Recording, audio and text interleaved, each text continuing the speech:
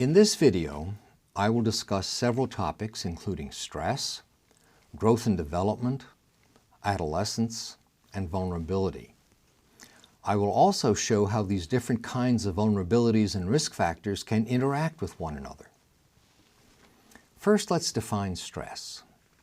Stress is a set of reactions to an event that upsets an ideal physiologic equilibrium in your body. Or you can simply say that stress is the overall response of the body to a demand placed on it. There are consequences of stress, as you know. There is an elevation of stress-related chemicals and hormones, such as cortisol. There is a change in nervous, endocrine, and immune systems. Long-lasting stress can have wide-ranging effects on the body by altering immune responses and development and provoking anxiety, depression, drug use, and others. Handling stress in a non-destructive way is an important life skill that everybody must learn. Stress promotes continuing drug use and relapse to drug use. The brain's stress system is one of those affected by drugs. In animal studies, for example, stress increases opiate drug self-administration, increases the reward value of drugs, and provokes relapse to drug taking and drug seeking. As I just mentioned, finding healthy ways to handle stress is very important not only for avoiding drugs, but also for ending drug use and preventing relapse. Now let's look at children and adolescents. It's critical to emphasize that children and adolescents are more vulnerable to drug use. This vulnerability can have an impact even in later life, many years later, when the children and adolescents become adults. This graph shows that the younger you are when you use drugs for the first time, the greater your risk for addiction at any time in your life. On the x-axis, or the horizontal axis, you can see the age at first drug use. On the vertical axis, or the y-axis, you can see the prevalence of lifelong drug dependence. If your first drug use occurs at around the age of 20, you have a prevalence measure of somewhere between 10 and 15 units. But if your first drug use was at age 13, you have twice the predicted prevalence of drug use. So exposure to drugs at a younger age increases your risk to use drugs throughout your life. The data in this image shows that adolescent rats seek more reward than adult rats. The data indicate that the intake of sweetened condensed milk, which rats find very desirable, is much greater in puberty than in adulthood. These data likely reflect tendencies in humans as well. Adolescence is a time of great vulnerability.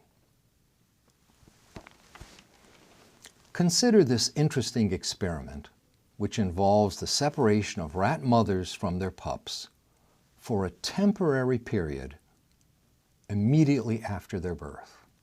Rat mothers typically leave the nest to forage for food for relatively short times. But an extended absence from the nest can be stressful to the pups and the mothers. So in this experiment, some litters were raised with a 15-minute separation of mothers from pups once a day after birth for 2 weeks only.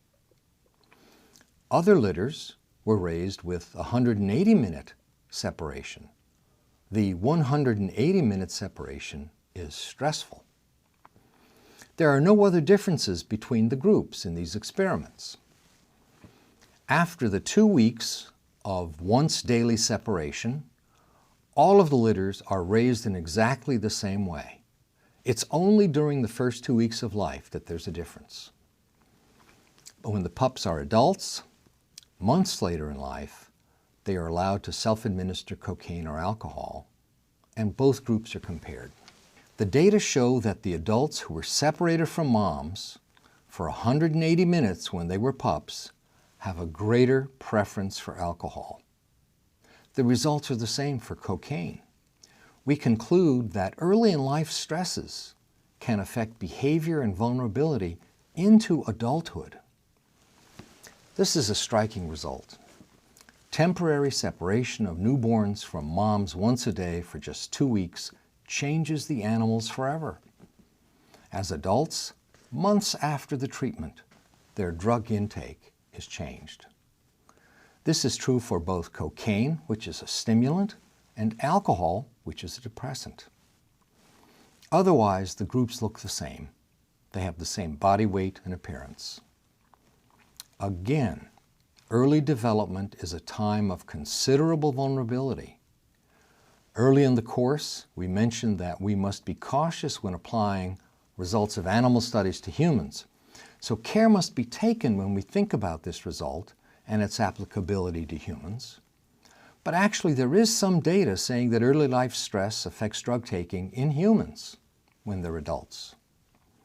Please examine the readings for this week. Let me summarize. If exposed to drugs while young, humans are more likely to take drugs as adults. Young animals seem more sensitive to and more interested in rewards, as was shown with the sweetened condensed milk. Finally, periods of stress early in life increase vulnerability even as adults. An important conclusion is that the youth must be a very important target for prevention efforts. Prevention means that you don't let them even get started with drugs. This can prevent or reduce lifelong problems.